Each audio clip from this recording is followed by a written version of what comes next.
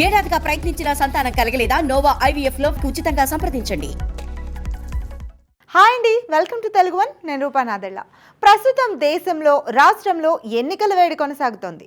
ఇప్పటికే వివిధ పార్టీల అభ్యర్థులు తమ ప్రచారంలో బిజీ అయిపోయారు.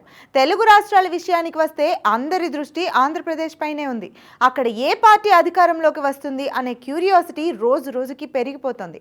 బీజేపీ, టీడీపీ, జనసేన కూటమి తమ అభ్యర్థుల విజయం కోసం ప్రచారాన్ని ముమ్మరం చేశాయి. మరోపక్క జగన్ తనదైన శైలిలో యాత్రలు చేస్తూ ఎన్నికల్లో విజయం కోసం ప్రయత్నాలు మొదలుపెట్టారు. ఇది ఇలా ఉంటే రేణు దేశాయ్ పోస్ట్ చేసిన ఓ ఫోటో, కామెంట్ అందరినీ ఆకర్షిస్తుంది. ముఖ్యంగా జన సైనికులు, పవన్ కళ్యాణ్ అభిమానులు ఈ పోస్ట్ పై సంతోషాన్ని వ్యక్తం చేస్తున్నారు. ఈ పోస్ట్ ద్వారా తాను కూటమికి మద్దతు ఇస్తున్నట్టు అర్థమవుతోంది.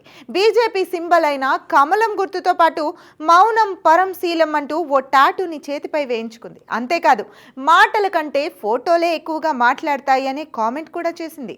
దీంతో రేణు కూటమికే మద్దతు ఇస్తోందనే ప్రచారం జరుగుతోంది. ఈ విషయం గురించి ఆమె డైరెక్ట్ గా చెప్పకపోయినా ఆమె చేసిన పోస్ట్ ఉద్దేశం మాత్రం అదేనని స్పష్టంగా తెలుస్తోంది. ప్రస్తుతం రేణు దేశాయ్ నటనకు పూర్తిగా దూరంగా ఉన్న విషయం తెలిసిందే. పిల్లలను చూసుకోవడంలో ఆమె బిజీ అయిపోయింది. అకీరా సినిమా ఎంట్రీ గురించి గతంలో చాలా ప్రచారాలు జరిగాయి. అయితే అలాంటిదేమైనా ఉంటే తానే అప్డేట్ చేస్తానని రేణు స్వయంగా ప్రకటించింది. వాటన్నింటినీ మించి ఇప్పుడు ఆమె చేసిన పోస్ట్ డిస్కషన్ పాయింట్గా మారింది. అందరూ ఈ పోస్ట్ గురించి రకరకాల ఊహాగానాలు చేస్తున్నారు.